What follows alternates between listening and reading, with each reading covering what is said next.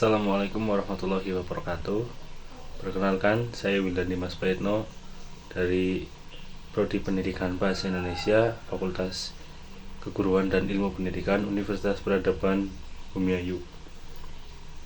Kali ini saya akan membahas tentang penelitian kualitatif dengan jenis studi kasus. Penelitian studi kasus merupakan strategi riset dan penyelidikan empiris yang menyelidiki suatu fenomena secara kualitatif pada kasus tunggal atau ganda dalam konteks kehidupan nyata. Dengan demikian, studi kasus dapat dipahami sebagai kegiatan riset kualitatif untuk menjelaskan suatu fenomena nyata pada individu secara utuh dan mendalam. Tujuan dari studi kasus sendiri yaitu yang pertama, meningkatkan pengetahuan terhadap sebuah fenomena kontemporer yang nyata terhadap konteksnya. Yang kedua, menginterpretasikan makna dari sebuah kasus penelitian. Manfaat dari studi kasus yaitu yang pertama, memberikan informasi penting antar variabel. Yang kedua, menyajikan data-data dan temuan yang berguna. Yang ketiga, sebagai sarana efektif hubungan antara peneliti dengan informan. Yang selanjutnya ada karakteristik penelitian studi kasus. Yang pertama, menempatkan objek penelitian sebagai kasus keunikan penelitian. Yang kedua, memandang kasus sebagai fenomena yang bersifat kontemporer. Ketiga, menggunakan berbagai sumber data. Yang keempat, menggunakan teori sebagai acuan penelitian. Selanjutnya yaitu langkah-langkah dalam penelitian studi kasus. Yang pertama yaitu adalah memilih tema, topik, dan kasus. Sebelum kita melakukan penelitian studi kasus, pilihlah kasus yang merupakan bagian dari bidang atau jurusan kuliah saat ini, atau dari jurusan lain atau bidang yang sedang kita tempuh. Misalnya mahasiswa jurusan atau program studi ilmu komunikasi, maka memilihlah kasus yang memang wilayah kajian bidang tersebut. Yang kedua, mengumpulkan bahan bacaan. Setelah melakukan atau telah memilih judul, topik, ataupun kasus, selanjutnya kumpulkan literatur atau bahan bacaan. Literatur atau bahan bacaan ini dapat berupa jurnal, majalah ilmiah, hasil penelitian terdahulu, buku, surat kabar, dan lain sebagainya. Yang ketiga, merumuskan fokus dan masalah penelitian. Tahap selanjutnya yaitu merumuskan fokus dan masalah penelitian supaya dapat konsentrasi pada satu bahasan. Dari perumusan ini dapat menggali informasi penting, bukan hanya informasi yang tidak berdasarkan ilmiah.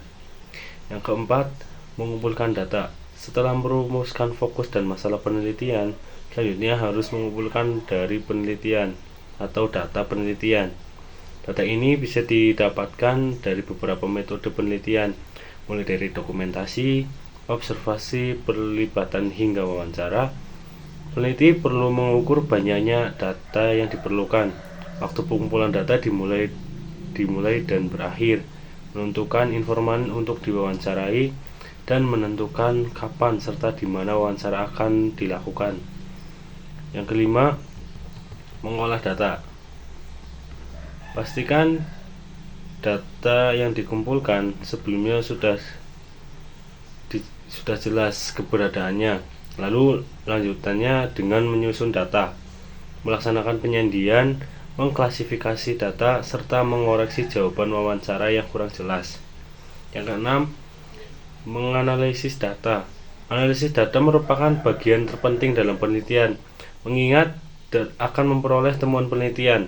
Kemampuan analisis data akan bergantung pada luas wawasan teoretik peneliti terhadap bidang yang diteliti, pengalaman penelitian, serta bimbingan ahli ataupun dosen. Yang selanjutnya, melakukan dialog teoretik. Bagi calon sarjana, magister, maupun doktor, penelitian studi kasus dilakukan melalui dialog temuan. dengan teori yang sudah dibahas pada kajian pustaka. Sedangkan untuk karya ilmiah seperti skripsi, temuan penelitian cukup berupa penemuan fakta secara deskriptif atas dasar yang sudah dipelajari selama perkuliahan. Yang selanjutnya, melakukan triangulasi temuan atau konfirmabilitas. Tahapan selanjutnya adalah melakukan triangulasi temuan atau konfirmabilitas. Peneliti dapat melakukannya dengan cara melaporkan temuan penelitian ke informan yang diwawancarai. Yang selanjutnya yaitu menyimpulkan hasil penelitian. Untuk penelitian seperti skripsi, simpulan studi kasus berisi fakta-fakta yang ada di lapangan secara deskriptif sesuai pertanyaan penelitian atau data description. Sedangkan untuk penelitian jenjang S2 yaitu tesis, simpulan studi kasus menyajikan fakta-fakta yang sesuai dengan pertanyaan penelitian dan mengembangkan teori yang terkait dengan pertanyaan penelitian. Sementara itu, untuk jenjang S3 atau disertasi, simpulan studi kasus berisi dua hal di atas dan mengembangkan temuan baru, baik berupa konsep, model, formula, atau teori. Dan tahap terakhir yaitu adalah melaporkan penelitian. Tahapan terakhir adalah menulis laporan penelitian. Hal ini diperlukan sebagai bentuk pertanggungjawaban kegiatan penelitian untuk kepentingan umum. Selanjutnya, tujuan penelitian studi kasus dibagi menjadi dua, yaitu yang pertama tujuan umum. Tujuan umum menggambarkan kondisi individu. Penelitian ini mencoba memperlihatkan secara detail terkait kondisi yang dialami oleh individu dengan statusnya sebagai subjek penelitian. Individu ini bisa berupa perorangan, bisnis, organisasi, lembaga tertentu, dan yang lainnya. Melakukan identifikasi masalah utama pada kasus, peneliti mampu melakukan identifikasi dalam berbagai masalah dan menentukan masalah yang menjadi masalah utama dari suatu kasus menggunakan metode ini. Melakukan analisis kasus menggunakan konsep teoritis dan teori yang digunakan untuk identifikasi berbagai masalah dan menentukan masalah yang menjadi masalah utama dari suatu kasus tersebut atau yang sedang diteliti.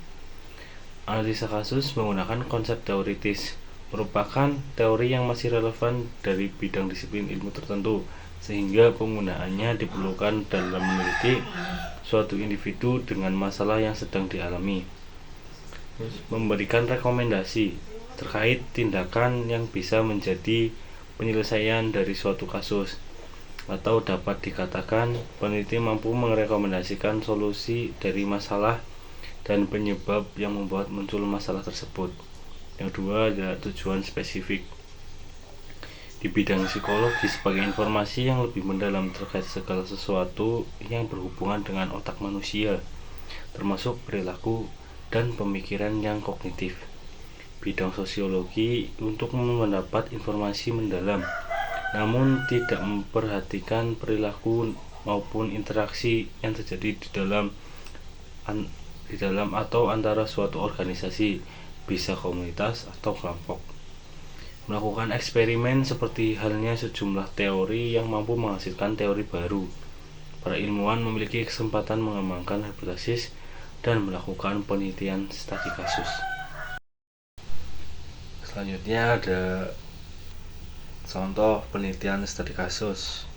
Yang pertama, penelitian studi kasus bidang psikologi dengan judul Pengaruh Trauma Masa Kecil Terhadap Kecenderungan Perilaku Agresif pada Remaja. Penelitian ini akan mengeksplorasi bagaimana pengalaman trauma di masa kecil dapat mempengaruhi perilaku agresif pada remaja. Studi kasus ini akan melibatkan analisis mendalam terhadap beberapa remaja yang memiliki riwayat trauma masa kecil dengan tujuan untuk memahami pola perilaku dan faktor pemicu. Yang kedua, penelitian studi kasus bidang sosiologi dengan judul Perubahan Struktur Sosial di Desa Buaran Pasca Pembangunan Infrastruktur. Penelitian ini mempelajari bagaimana pembangunan infrastruktur seperti jalan dan fasilitas umum telah mengubah struktur sosial di Desa Buaran. Studi kasus ini akan melibatkan observasi, wawancara, dan analisis data untuk memahami dampak pembangunan tersebut terhadap hubungan sosial, ekonomi, dan budaya masyarakat setempat. Yang ketiga, ada penelitian studi kasus bidang pendidikan dengan judul Studi Kasus Implementasi Pembelajaran Berbasis Proyek atau Project Based Learning, biasa disebut PBL, untuk meningkatkan kreativitas siswa di sekolah dasar. Penelitian ini mengeksplorasi bagaimana metode pembelajaran berbasis proyek dapat meningkatkan kreativitas siswa di sekolah dasar. Studi kasus ini akan melibatkan pengamatan kegiatan proyek di kelas, wawancara dengan guru dan siswa, serta analisis hasil karya siswa untuk menilai tingkat kreativitas mereka. Sekian pemaparan materi tentang penelitian kualitatif jenis studi kasus dari saya. Apabila ada kekurangan dan kesalahan mohon dimaafkan. Sekian, terima kasih. Assalamualaikum warahmatullahi wabarakatuh.